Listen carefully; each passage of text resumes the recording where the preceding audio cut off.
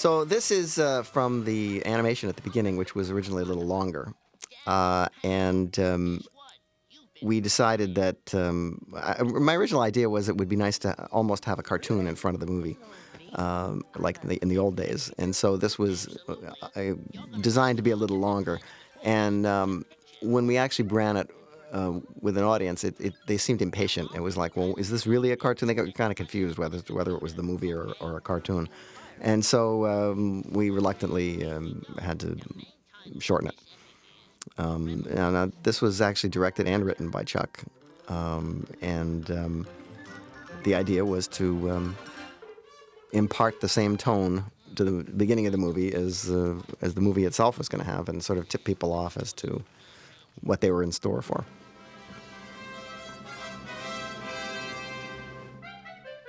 Gremlins 2 indeed. Ha! It is to sneer. There. Now that's got the old savoir-faire.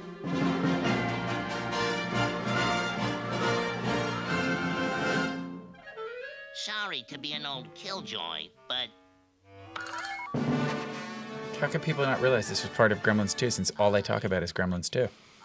Well, I think they were just confused because they knew Gremlins 2 wasn't an animated cartoon, and yet here it was being an animated cartoon. And so it got shorter. It does look a little skimpy, so...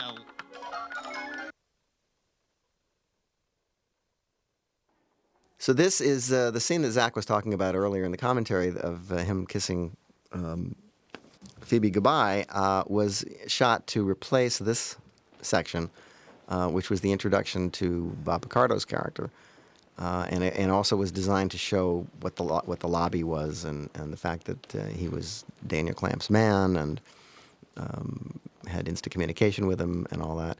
But ultimately, it seemed to really repeat things that you learn later in the movie.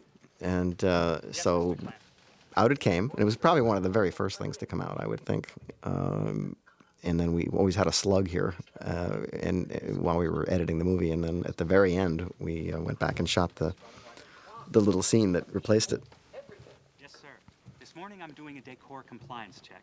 Tonight I thought I'd do a random drug search. Excuse me, Mr. Clamp. We're busy. And this, of course, would have been the first time you would see Grandpa Fred, which I don't think is really a good idea. I think it's better to introduce him the way that he is in the movie.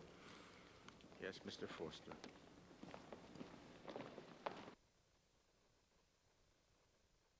Billy. Oh, hi, Marla. The Chinatown's one. We have to have it. It's a crisis kind of... Now, this is the elevator scene that we dropped. Here's the guy in the middle there is John Hora, the DP. Oh, that's right. I remember this. Who has been, he was in Inner Space also before this, so we knew that he could handle it. And it was cute. It was a cute little bit, but it didn't really add anything, so out it came. Antisocial. I hate this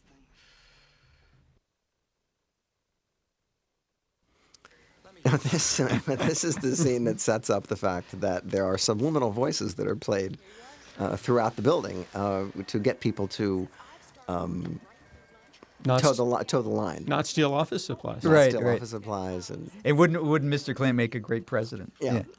And of course, there wasn't much to cut to during this, so we let Bob do whatever he wanted. And it turned out that he decided that plucking nose hairs would be the thing to do. I think one of the executives found this disgusting and pretty much doomed the scene.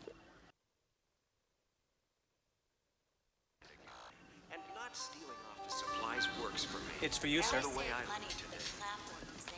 And this is where another place where we see that he communicates with Daniel Clamp whenever Clamp wants to, on these series of monitors that they call the stack. And He's about to close a deal to buy Vermont. in yeah, this scene, I believe. how many people do you know have their own state? State. Hey, did I show you a picture of those mountains? Yes, sir. Tall. See, we didn't cut this stuff out because it was bad. We just cut it out because the movie was too long. I had some money people here. Mrs. Tanaka's still spinning. Yes, sir. I'll take...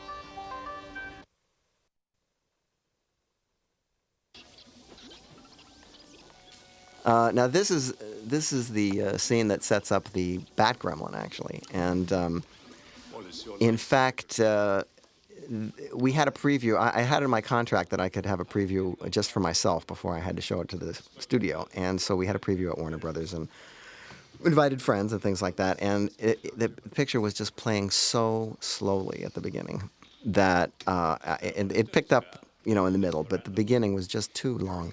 And so, as much as I hated to do it, I found that we just had to be fairly ruthless. So this scene, which I always kind of liked, is they explain, it sets up the fact that there is a bat to turn into the Bat Gremlin later. And then there's also a sort of a little vampire joke, which I thought was kind of a nice touch, considering that it was Christopher Lee. See, he likes it. Very nice indeed. I'm told they sometimes feed on blood. Oh, that's a different kind of bat doctor. South American. I still have my Splice of Life badge. Do you really? Yeah. I have my Splice of Life jacket. Really? That's a collector's item. Oh,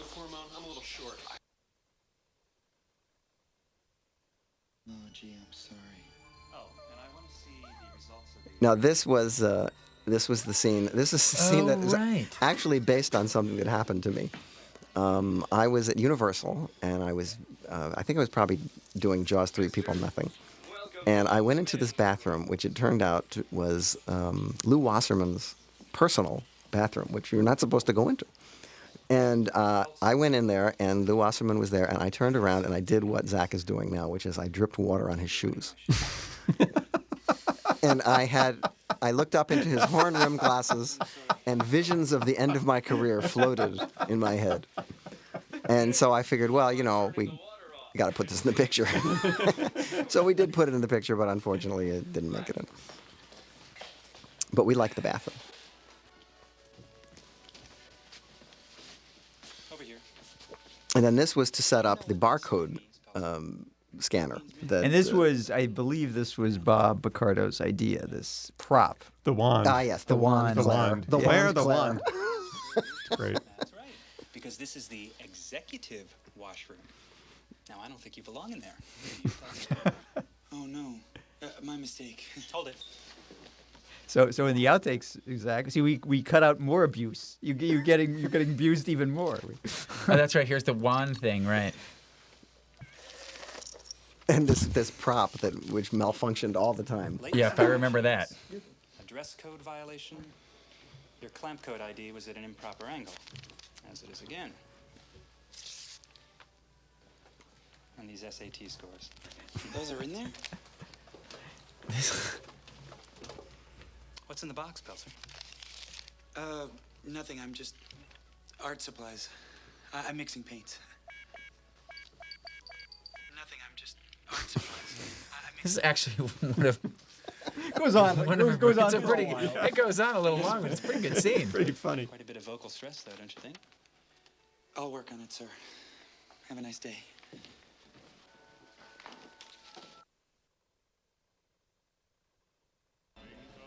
This is the introduction to the Canadian restaurant. Oh right.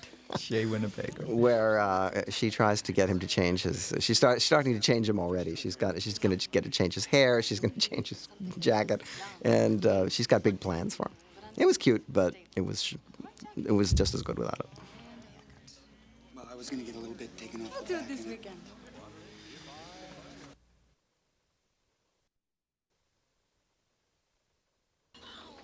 This is the little bit that explains how the Gremlins jump on John Aston's cart, and has some some more of his improv. I don't think we were particularly happy with the puppeteering here, and I think that's probably the reason we dropped the shot.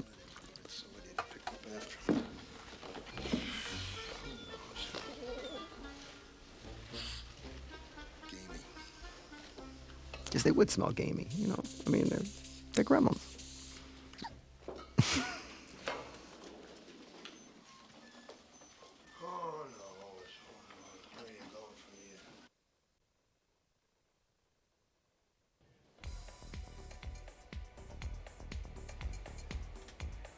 This is another little piece of color in lobby. By the way, that extra got more action in that one shot than I did in 2 entire movies. I think that's more than they want to know, Zach.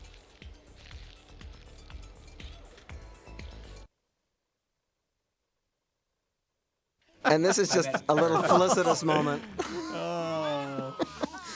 Little classy little moment. The guy God, why has. don't we cut that out?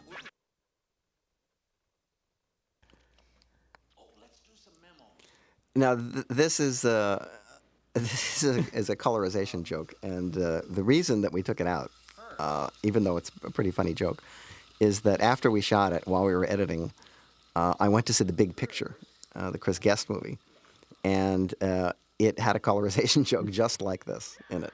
So we had to take it out, and of course we had shown this Capra movie in the previous picture, so we thought that that would be a nice case. And also it was one of the first pictures colorized really poorly.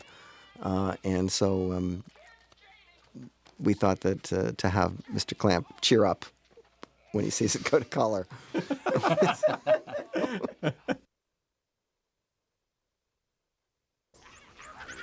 And this is the animals. You see, this is the animals getting let loose scene that we didn't use, and there's some more of it on the blooper reel. Is that a kangaroo? Yeah, that was a kangaroo. I don't know why we cut this stuff. It's pretty cute. Oh.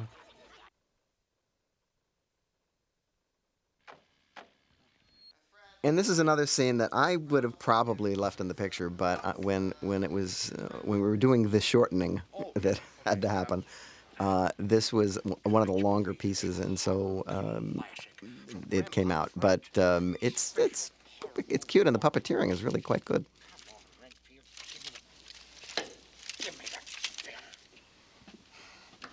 Renfield is always loath to give up good material. Oh, now this. I don't think they have horror hosts anymore. They used to have them around the time of this thing. It wasn't like Elvira was like the last one. I guess wasn't she was, yeah. That's right. It's really scary.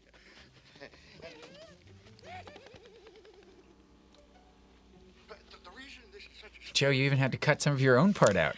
Well, that wasn't hard. I didn't Oh yes, mind and you're that. drinking Pepto-Bismol. Pepto-Bismol, like all. Right. all TV the- directors. I think the notion here is that Oh, I know what this was based on. This was based on the director that you play, your character. When we did The Howling, we went to Channel 13. To Channel 13, and they were doing this game show, and the That's right. director was this guy that was a was total frenetic. wreck, frenetic, and he was like mainlining Pepto-Bismol and smoking, and we remembered that. And Joe based his My character portrayal. on that guy.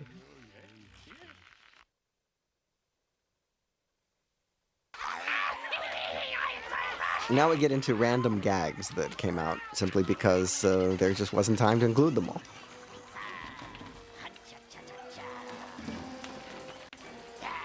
Jimmy Durante gremlin?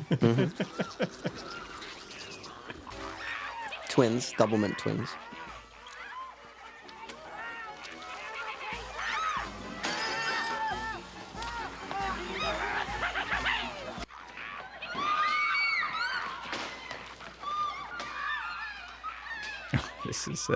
This is a good gag.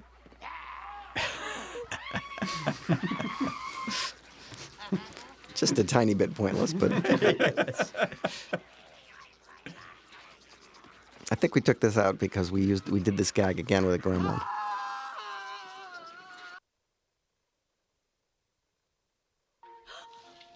Now this is the mom who is in the movie theater and makes her child leave, as actually happened.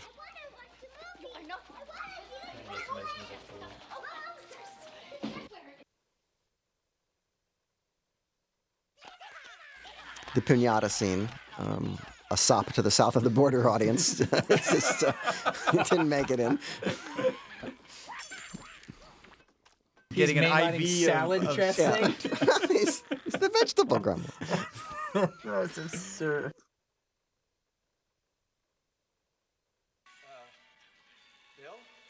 And this was the lead up to the videotape of the end of the world, which is called the Big Sign Off.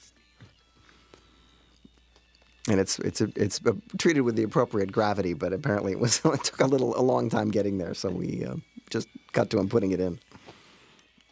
However, this is the scene that has the little airplane flying in the sky outside. Okay. When he goes It was over, on a wire. when he I goes over remember to the that, window. yeah. I don't know if you can actually see it or not, but maybe in high definition you can see it. Of course, this isn't in high definition, but Which side of the frame somewhere would it's it right be? in front of him. There's a little wire with an airplane on it, but I'll be darned if I can see it. Oh, there it is. Yeah, I see something moving I out see it. there. Yeah, yeah. Well, that was worth it, huh? You guys have incredible vision because I didn't see a thing.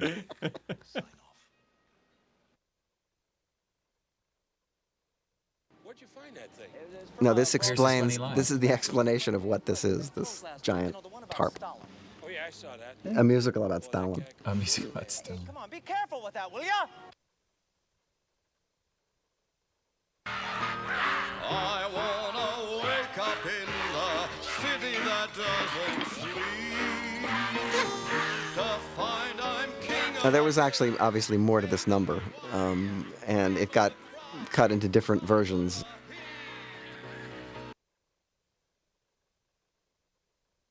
And at one point, we had this elaborate bandstand gag where the bandstand comes up, and he goes into this off-key rendition of this thing. in the news.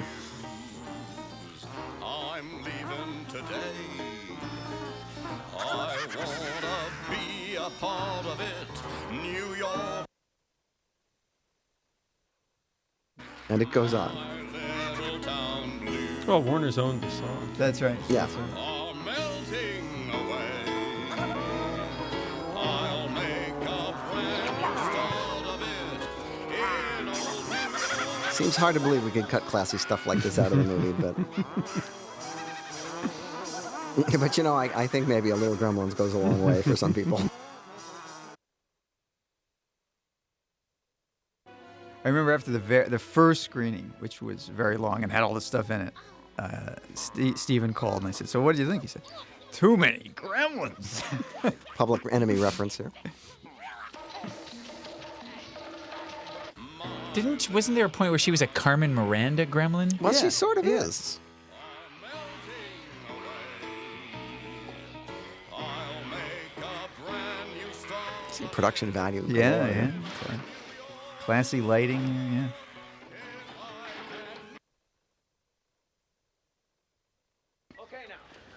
Now, this actually was in the trailer, but it never made it into the picture.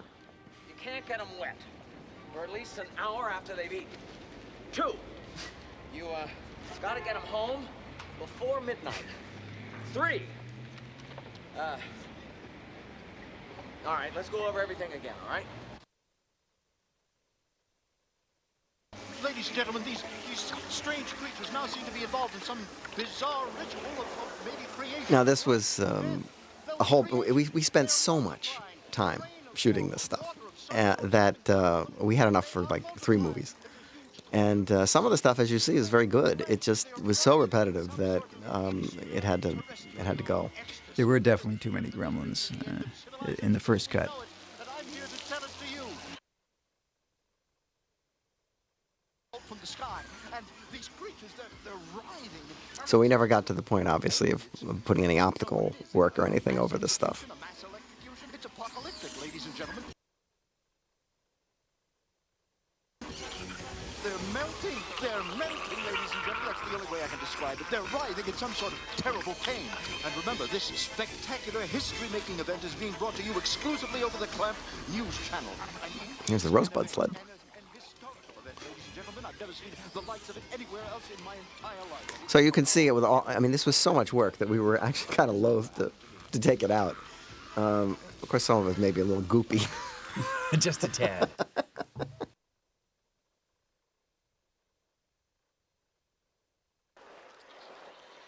And interestingly, this actually is the demise of 3 of our actual hero characters, but that wasn't enough to get it a spot in the picture, no sir.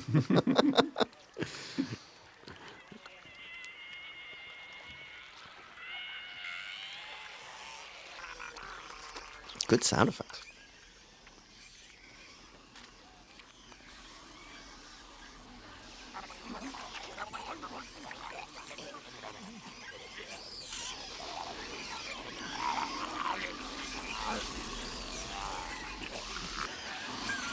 certainly has a tragic air, doesn't it? You almost feel sorry for them.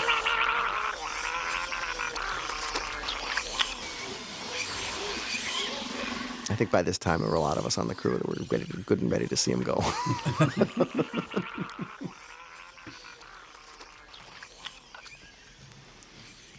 There's the Rosebud sled again, by golly. I wonder we didn't use this twice.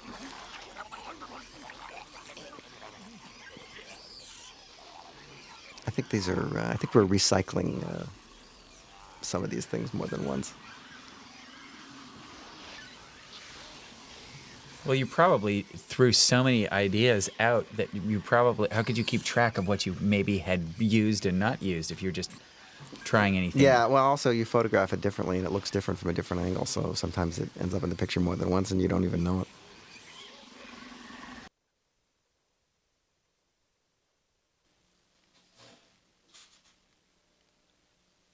Things seem to have subsided quite a bit now, ladies and gentlemen. The flashes of light have diminished. It's like Edward R. Murrow with One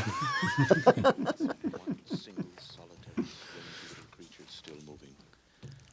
They've all melted into strange puddles. I will now attempt to get out of here and to bring to you firsthand as I walk down there in that terrible... I have a feeling he's making this up.